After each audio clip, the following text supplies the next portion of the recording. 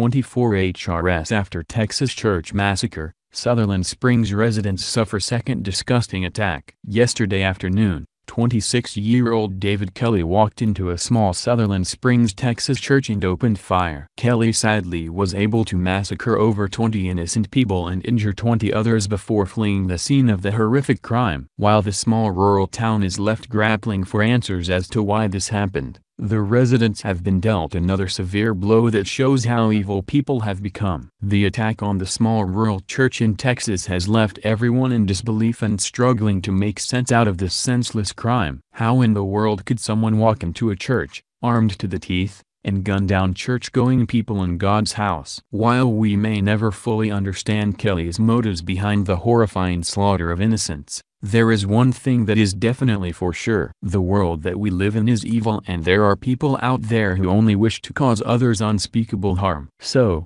while the families are grieving the loss of their loved ones, the left has decided to stoop to an all-time low and attack these heartbroken families and conservatives in general. There was a time that when people did not agree politically, they would just agree to disagree and let it go. However, in our brave new world of enlightenment, those niceties are no longer in play and have been traded for vitriolic speech and at times physical attacks. That was made evidently clear over the last 24 hours when Americans were gunned down in their church by a lunatic atheist on Sunday morning. While the majority of Americans have been offering heartfelt prayers and condolences for these families' tragic loss, angry liberals have called the shooting karma in action. This disgusting little gem was found on Twitter, where one compassionate liberal shared his heartfelt support to those affected by this tragedy. This is the person in real life. We got the picture from his Instagram account. Here. His real name is Antonio E. Gonzalez. Here is more from Free Beacon.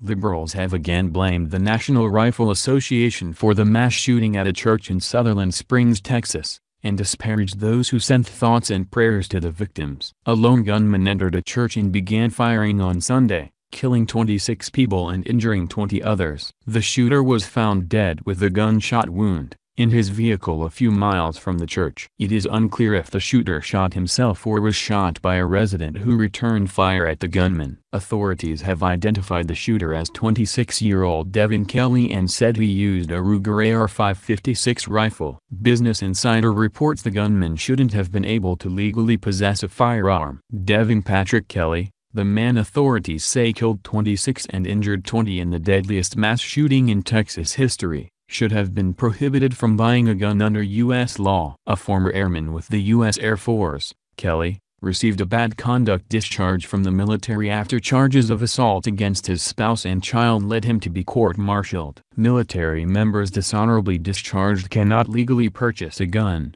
but Kelly's bad conduct discharge falls just short of that mark. Kelly apparently was not convicted of domestic violence in the incidents that led him to be disciplined. Such a conviction could have also legally disqualified him from gun ownership. But even if the assault charges didn't technically go down as domestic violence, assault alone can be treated as a felony, which should preclude gun ownership. And even if the charges didn't go down as felonies, the twin charges carried a maximum sentence of over a year in prison, and therefore should preclude gun ownership. Before all the facts of the case were known, liberals were quick to blame the NRA for the shooting.